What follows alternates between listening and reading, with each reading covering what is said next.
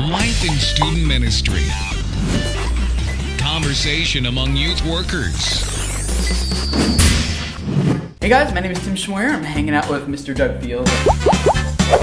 We're at the D6 conference here in Dallas talking about family ministry and how we can engage families and specifically parents to be responsible for the spiritual formation of their kids. And I have a couple questions for you, Doug. Okay. One is I'm a new dad. I have a one-year-old young family. Yeah, a one-year-old boy and a 2-year-old girl.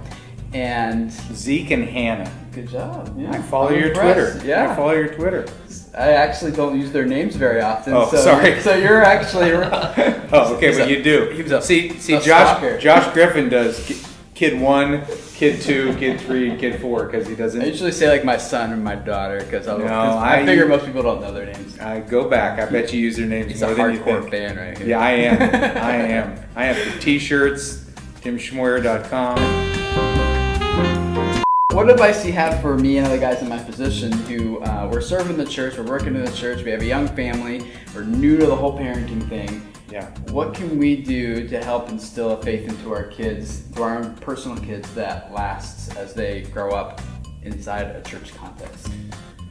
Big question. A lot of different ways to answer it. Let me say, for the guy, the leader of the ministry, the leader that's in the church, the tension always becomes about leading the ministry and being a leader in his or her own family or a parent. I think let me talk about my mistakes when I had the younger kids. Is I always felt like, okay, Dad's at work, let me finish my youth ministry stuff and then we'll go out to lunch afterwards.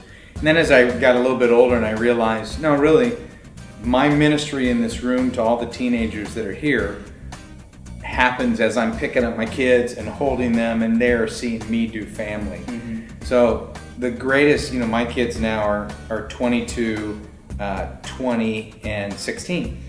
And they love the church, and part of that is because we just made church a blast. So once I kind of stopped being cautious that it was okay for my kids to be in the youth room type stuff, I think the advice, this is where I'm moving to, the advice is let your kids grow up in the ministry. Let them have the perks.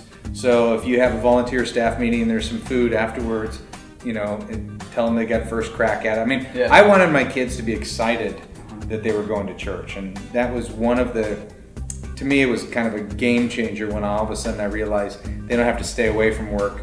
They can be there. Did that lead to a sense at all of entitlement? Like, I'm the pastor's kid, so I get to go first. Oh yeah, absolutely. And and that's what you're going for? Well, no, I wasn't going for the sense of entitlement, but because of sinful nature and immaturity, you have to use those teachable moments. My son, one time, he didn't like what the Sunday school teacher told him, and he said, "My dad can fire you." And so we had to have a little discussion about that, but.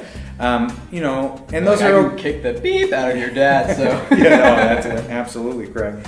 But what I really wanted ultimately them to do is to love the church and love going to church, and they did, and they do. And part of that was just letting them have fun. Now, I would take them on camps. So we just kind of did a merging of ministry and family, and it was just turned to be a healthy thing for our family. Thanks for watching this video from Life in Student Ministry. Find us online at studentministry.org and facebook.com/studentministry.